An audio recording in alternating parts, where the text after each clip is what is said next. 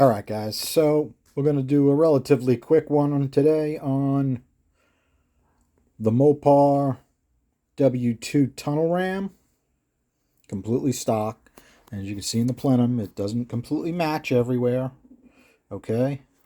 That also fit exactly like the last one that we had on the bench, where there was at least 125 thousandths of the cylinder head port above the floor.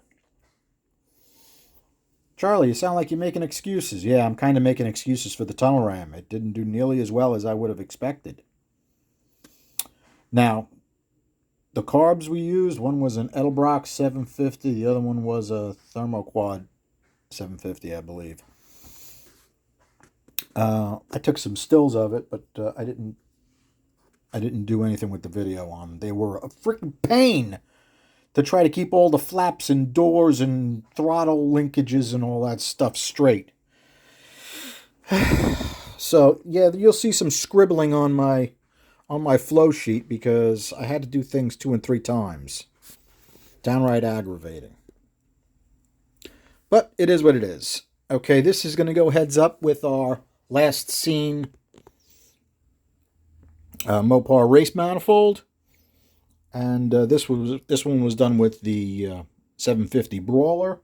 I'm just going to compare what the 750 Brawler did without a spacer, because I didn't have double spacers for this. I mean, if you really wanted to, you can put any kind of spacer you want on top of the tunnel ram, depending upon whether it needs more plenum volume or you use 4 holes to change the velocity through the barrels. There's lots of experiments you can do.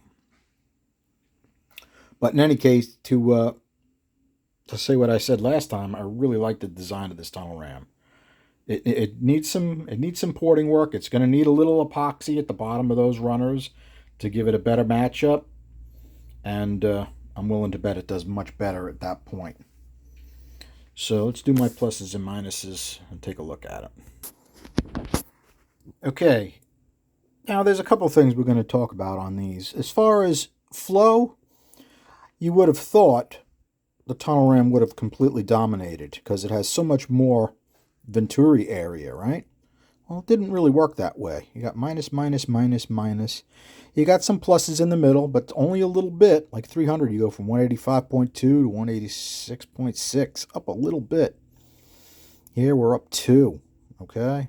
Up 3. This scribble here is 267.5. This scribble here is 284, 284.4, 290. I took the carbs off to see what would happen, and it only went 294 without carbs on it. Now, I didn't put radiuses on the plenums, but I don't think it was going to go up much more than that. It's pretty much wide open.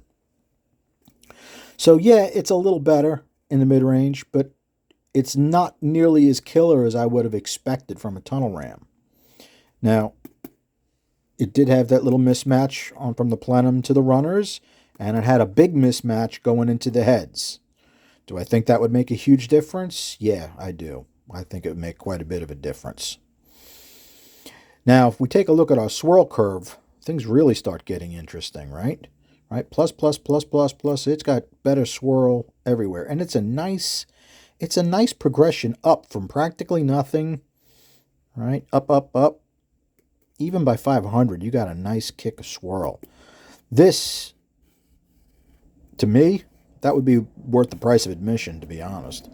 Just giving it a better swirl curve like that. And let's take a look and see if we can figure out why it's like that. There is no guarantee that my theories are what's really happening. It's just in my head, and I figured I'd share it. Now, if we take a look, right, this is the runner we used. Okay? So you've got a big taper here, right? And this whole runner tapers down, but it's dead straight. I mean, yeah, it's got a little bit of a curve this way going into the runner, So the runner is going to go, you know, something like this, right? But when the air is exiting this, it's basically straight, right? Now let's take a look at